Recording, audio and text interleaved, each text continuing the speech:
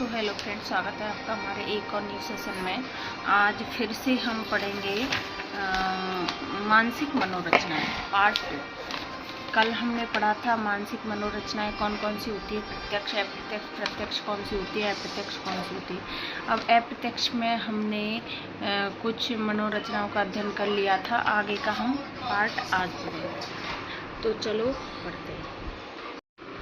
अब है पृथक्करण। जो स्थिति व्यक्ति को तनाव देती है उस स्थिति से अपने आप को अलग कर लेना, जैसे साथियों द्वारा परेशान किए जाने पर अपना स्थान बदल लेना। दूसरा है घर में लड़ाई झगड़ा होने पर थोड़ी देर के लिए उठकर बाहर चले जाना। अब है विस्थापन। अपने आक्रोश को किसी ऐसे व्यक्ति या वस्तु पर अभिव्यक्त करना जो कमजोर हो तथा जिससे आक्रमण की उम्मीद न हो, जैसे अध्यापक द्वारा डांट पड़ने पर घर आकर अपने छोटे भाई बहनों को पीटना।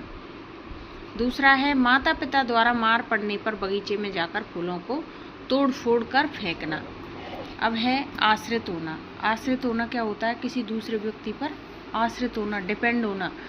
कर्महीन व्यक्ति पूरी तरह से दूसरों पर निर्भर होकर समायोजन स्थापित करता है तथा एक असफल व्यक्ति पूरी तरह से सफल व्यक्ति पर निर्भर होकर समायोजन स्थापित करता है।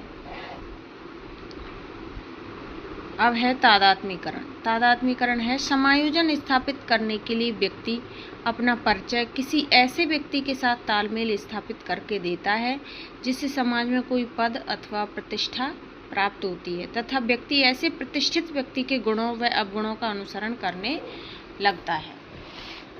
अब है दिवास्वप्न। दिवास्वप्न क्या होता है? दिवास्वप्न है हकीकत में जिन इच्छाओं की पूर्ति नहीं हो पाती है, कल्पना के माध्यम से उन इच्छाओं की पूर्ति कर क्षणिक संतुष्टि प्राप्त कर लेना। क्या होता है? दिवास्वप्न। जैसे कार की इच्छा पूरी नहीं होने पर व्यक्ति कल्पना में मर्सिडीज में बैठकर अपनी प्रेमिका के साथ लोगों की सलामी ले रहा होता है। जैसे दिवास्वप्न। दिन में खुली आंखों से जो स्वप्न देखे जाते हैं उनको कहते हैं दिवास्वप्न। दिवास्वप्न में व्यक्ति ये सोचता है कि मेरा महंगी गाड़ी होगी, बंगला होगा, ऐसा उस प्रकार से। दूसरा है जिसकी शादी नहीं होती वह कल्पना में दूल्हा बना बैंड बाजे की धुन पर नाच रहा होता है। अगला है औचित्य स्थापन। किसी भी कारण से जो पद या वस्तु प्राप्त नहीं हो पाती है उसी में दोष निकालकर समायोजन स्थापित करना। जैसे अंगूर खट्टे हैं, जैसे लोमड़ी को अंगूर हाथ नहीं आते हैं तो वो क्या बोलती है? ये अंगूर तो खट्टे हैं। उसी प्रकार से आदमी को जब कोई पद नहीं मिल पाता है तो ये कहता है ये तो अच्छी नौकरी नहीं है। तथा अपनी दयनीय स्थिति को उचित बताना, जैसे नींबू मीठे। जैसे किसी व्यक्ति को गाड़ी पैदा नहीं होती है तो वो साइकिल से चलता है तो वो क्या बोलता है? अच्छी है मेरी तो साइकिल, इससे मेरा एक्सरसाइज भी हो जाता है और शरीर भी संतुलित रहता है। अब पहला है नौकरी में सफलता नहीं मिल पाने पर व्यक्ति कहता है इस नौकरी में रखा ही क्या था जिसके लिए मैं उचित रूप से प्रयास करता, अर्थात कहता है मैंने इसके लिए प्रयास ही नहीं किए थे। और दूसरा है एक बैंक क्लर्क प्रमोशन नहीं होने पर कहता है अच्छा हुआ मैनेजर बनने पर मैं तो फंस ही जाता, अभी देखो मेरे ऊपर कोई जिम्मेदारी नहीं है, अपने तो मज़े ही मज़े हैं। ये किस प्रकार की है? मीठे नींबू जैसी।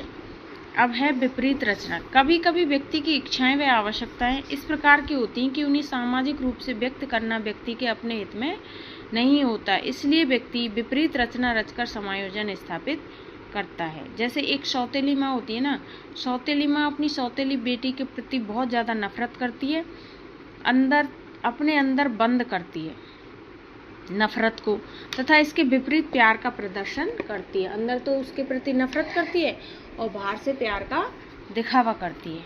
इस प्रकार से ये क्या होता है? विपरीत रचना।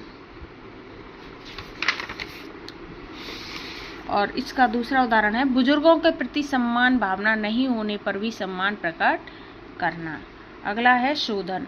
शोधन क्या होता है? असामाजिक प्रवृत्तियों को सामाजिक प्रवृत्तियों में परिवर्तित कर समायोजन स्थापित